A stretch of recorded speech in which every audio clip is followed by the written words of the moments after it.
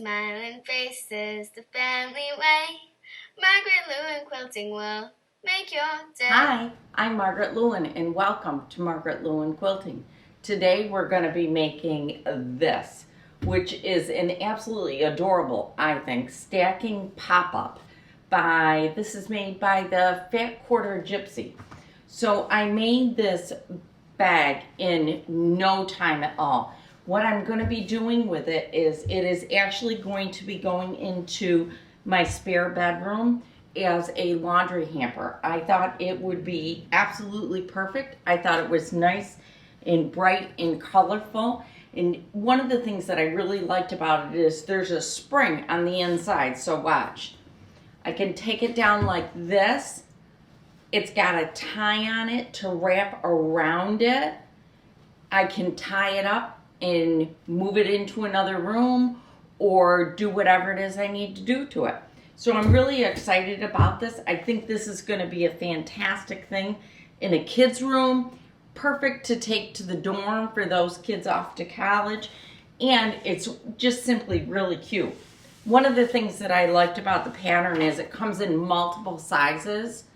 So you could use it for a trash can. You could use it for scraps. You could use it for just to store material. If you are hand quilting a quilt, this is the perfect size bucket to just dump the quilt into, because I don't fold my quilts while I'm working on them because I don't want any wrinkles in them. So as I said, perfect size. I just love it, and I cannot wait to put it in the spare bedroom because this one is going to be a laundry basket. The first thing that we're going to do is get the inside and the outside of our bag cut. Now, I've already done my inside so that I had a practice piece to go by, because I've never really taken a circle and sewn it inside of a circle. So I wanted to have some practice time with that. So the next thing I'm going to do is take my piece of fabric. This is cut according to the directions, and I'm folded it in half first. Then I'm going to fold it in half again. And what happens when I do that is I create a fold here, and I've created a fold here. On this side, I actually have two folds, but that's what we're supposed to do. The next thing I'm going to do is take my Circle Savvy ruler, and this is a cool ruler because it cuts circles in 1/2 inch increments on this side and full inch increments on this side. The piece I need is part of the 1/2 inch increments, and the pattern will tell you exactly what size it is that you need based on the size pop-up bucket that you're making. So I'm going to slide my ruler over, and I am using, this isn't quite straight down here, so I want to make that adjustment. I'm going to be using the guides that are on the ruler to make my cut. And I'm just going to line it right up with my folded edges, just like the ruler tells me to do. Then I'm going to cut it at the exact size that the pattern tells me to cut it at. So I'm just going to hold my hand down, and I've kept my fingers a ways away from where I have to cut. I'm going to stick my rotary blade in, and I'm just going to go around this nice gentle curve.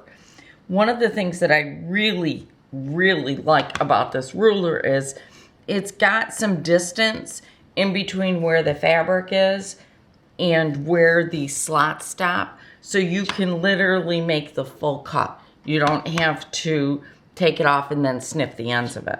So I'm going to remove my ruler, and then I'm just going to slide my fabric away, and I have my circle. And I'm all ready to go on to my next step. Now, here's my circle. If you do not have the ruler, number one, you can go out and get them on my website.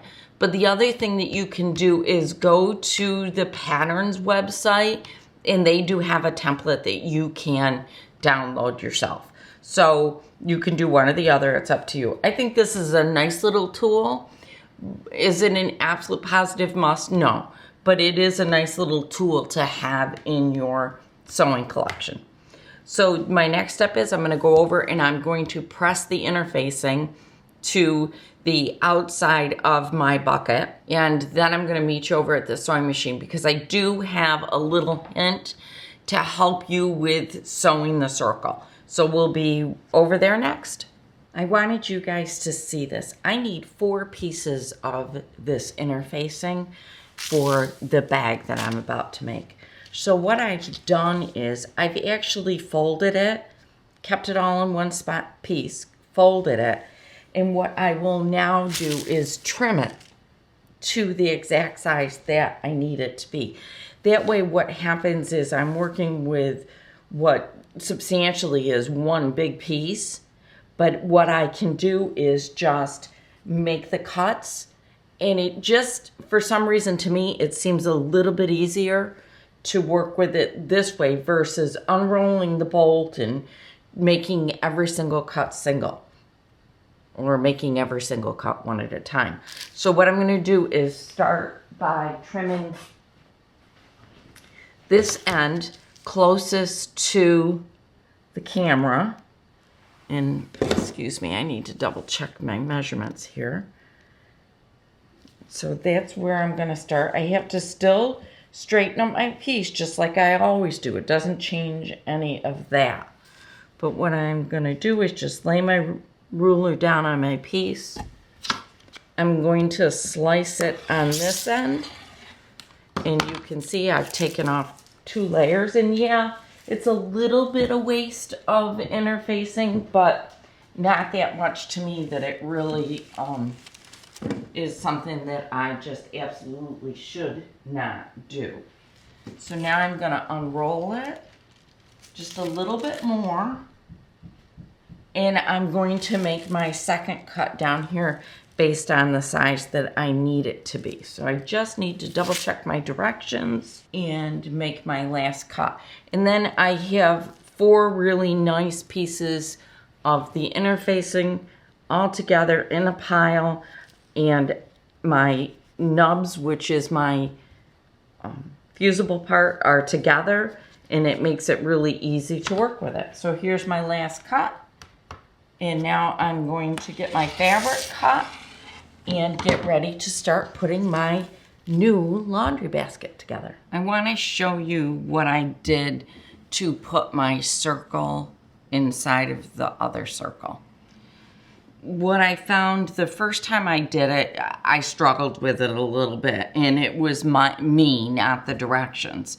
So what I ended up doing was, I don't know that you can see it, but I've made 4 marks on the circle so that I know where the quarters are.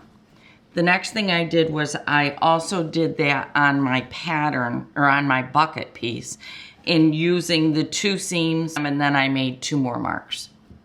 The next thing I'm going to do is I'm going to open it up, and I'm going to take, and I'm going to put my 4 notches together. So I'm going to take the 4 pieces that have my quarter, and I'm going to pin on both sides of them. I'm going to put a few pins in front of me here. So here I go. There's 1, and here's another one. And you can see I've put it on each side of my line. I'm going to do that on all 4 of my marks. So there's 1. Now let me move it so that it's a little bit better in your view. Here's the second one. And I lost my pins. There's 1 pin.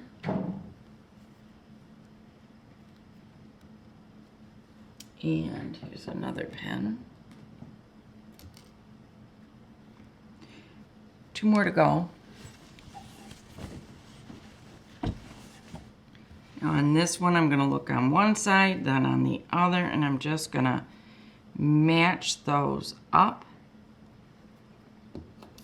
And then put a pin in each side of my line. 1 more to go. Flip it all the way over. Fold this back so that it's easier to deal with. There's my mark, and here's my mark. So I'm just going to line those 2 marks right up. and pin. Now, the next thing that I'm going to do is I'm going to take this to my sewing machine and I'm going to sew on each side of that line. So I'll start from this pin and sew to this pin. Once I've done that on all 4 of them, then what I found is it's much easier to distribute this little amount than trying to distribute the whole thing. So once I've got that done, then I'm going to come in and I'm going to use my Wonder Clips and I'm just going to clip in between the stitches together. So I'll come back and show you what that looks like. All right, so I've done 1/4 of it. I'm going to now turn it and do another 1/4 of it. So what I'm doing is just taking in between the 2 stitches, I've got one here and one here. And I'm just going to take this circle base and I am going to ease it right in there. Pay attention to the directions because she does tell you which way is best to sew this down, meaning which side of the bag you're going to really want against your presser feet and which section of the bag you're going to want against your feed dogs. So do pay attention to that because it's different according to her directions based on what size you're making. So see how easily this is just fitting right in here? It didn't fit in that easily when I tried to do it just from scratch and did not sew it into the 1/4 sections to begin with. So I'm going to finish this up and then when I come back, I'm going to show you the next step because quite honestly, our bag is almost done. So I'll be back in a couple minutes. I think you can see how much easier it was to distribute it around the circle because I had sewn it in the 4 spots around it.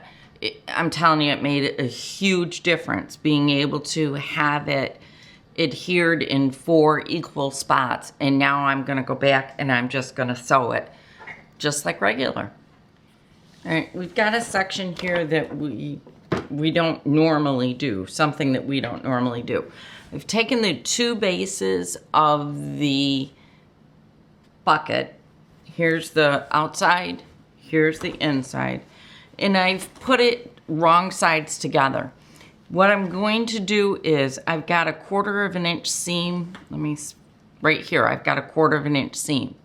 So what I'm going to do is I'm going to stitch right next to that 1/4 inch seam. So what that's going to do is that's going to keep all of my layers together so that when I turn it inside out, they're all going to be attached and not come apart. So you're not going to have that bagginess on the bottom. So I'm going to get that sewn, then we're going to turn it around and we're getting close to the end of our buckets. So now I've done that. They're attached here at the bottom. I'm going to now take and turn them right sides out and I'm going to match up my seams as best I can. All right, so now I've got it turned right side out. The next thing that I'm going to do is I'm going to put my spring in the base, but according to the directions, they are telling me do not under any circumstances cut the tape shut. The interesting thing is the springs go in between the lining and the outside. So that's what I'm going to do next. I'll come back once those are in because then we're going to do some pin work and I'll show you that next. My metal spring is right down here in the bottom. Hopefully you can see it. And it's in between my lining and the outer part of my bag. So what I want to show you next is you may have to fiddle with it a little bit at the bottom to get that spring right next to the seam. It's not hard to do though, I want you to know that. I just literally grabbed a hold of the inside and the outside and just kind of pushed down on it to move the spring around to where I needed it to be. And I really didn't have a hard time doing it. So the next thing I'm going to do is I am going to get out 4 big safety pins. Okay, and there's one of them. And according to the directions, I'm going to pin it in between the pieces of tape. Now let me get this open again so that you can see it. There's pieces of black tape in here. See the black tape? And I'm gonna have to cut that, but I don't wanna cut it yet. So what I'm gonna do is go about halfway in between them. So maybe about right here. This looks good. Bringing the fabric together, I'm gonna put a pin in there. Now the reason why we're putting a pin in here is so that we can easily find where we have to go back and clip the spring tape that holds the tape together. Okay, so there's one. How many did they tell me? 4, right? I think it's 4, she tells us. Here's a second one. Hopefully you can, let me see if I can get this better angle. Okay, here we go. So there was one. Now here's 2. I'm right here for the second one. And you can see I'm just pulling that spring up so that it's right there and I can get it. So that it's right down towards the bottom. So there's number 2. So I've got 1, 2. Now I'm looking in here to make sure that I don't tape right next to the tape. So there's one piece of tape. Here's another. All right, so I'm doing it again. And I want you to see what I'm doing. I'm just pulling up the bottom, okay? And then putting a pin in it. And what that's going to do is that's going to hold that spring in place. But remember, I have not cut the tape that's holding the spring together. We do not want to cut that until we are right down to the very, very end, according to the directions. They don't want you messing with it until then. So I'm going to grab another pin, put that one in. See, what's going to happen is these pins are going to hold that spring down for us while we work together with this. Okay. So here's one more I'll put in. Okay. There we go. All right, so now my 4 pins are in. I've got 4 of them in, and I've got a pretty nice tight base, I think. I think I'm doing pretty good there. So now the next section to actually cut the tape. So I'm gonna go down inside of here, locate my tape again, because I know it's in here, and I'm gonna cut it. But remember, I've got my wonderful safety pins in place so that I am good to go. So there's one piece of tape, and here's my other piece of tape. But do not remove those safety pins. It's important that they stay in there, okay? All right, so they're both cut. The next thing I need to do is prepare my string or my elastic. I've decided to use a string, and my string is all prepared. Now what I did was I just sewed a bunch of pieces together so I would have my string. So I've got my string. The next thing we need, and just sew it together just like the instructions. The next thing we need to do is decide how we want it finished. Do we want the string tied on the inside or on the outside? I want mine on the inside. So I'm gonna pin the top edges together, matching my marks. So here we go, and I'm actually gonna use my Wonder Clips, which I just think those are a little easier to deal with on this project. So I'm gonna use my Wonder Clips. I'm gonna start by putting my two seams together, and then from there I'm just going to work my way around and using the 2 spots that we marked on our bags when we did it into quarters. I'm going to use that spot, and I'm just going to keep going around. Once I've done that, I'm going to follow the directions telling me how to deal with this. Once I've done that, I will be back to show you. All right, so once you have gotten it basted all around, you're gonna fold it according to the directions in how you want your edge to look. I have folded mine to the inside, so the next thing I'm gonna do is I'm gonna switch to my walking foot, and I'm going to top stitch all around this. I'll probably do it twice. It probably isn't necessary, but I just think it'll give it a little bit better of a finished look. So I'll do that, and then we'll come back for the last step. I have sewn all the way around my top. I will show you. I did do double stitches. It is a lot of layers to go through, so I definitely did use my walking foot, and I'm glad I did. I was able to, I'm gonna clip a couple of threads. I was able to easily stitch it because of the walking foot. So the next thing that I'm going to do is loosen my wires. Now remember, I have 4 safety pins in here, so I'm gonna do 2 of them at a time. And then I'll do the other 2. And so far my spring is staying down. And then what I'm going to do is stand it up and just wiggle my wire through or up or whatever. Oh, I had one more pin and I didn't know it. So there's my last pin. So what I'm gonna do is just kind of wiggle my wire loose, which they said that it is a wiggling thing. So I'm gonna do that. Here is my pop-up container. Oh, isn't that cute? Oh, wow. That really is adorable. Okay, I'm going to mess with it a little bit, and then I'll come back and show you what it really looks like. Thank you so much for joining me all the way to the end of making our stacking pop-ups. And this pattern, again, is by the Fat Quarter Gypsy. The patterns are out on my website, as well as different sizes of the springs and the fabric. So I hope you go out and take a look at it and get one for yourself. Thank you so much for joining me. And don't forget, if you like this video and want to see more of this kind, to give it a thumbs up. And if you haven't already, please do subscribe. Thank you. And I'll see you soon. Bye.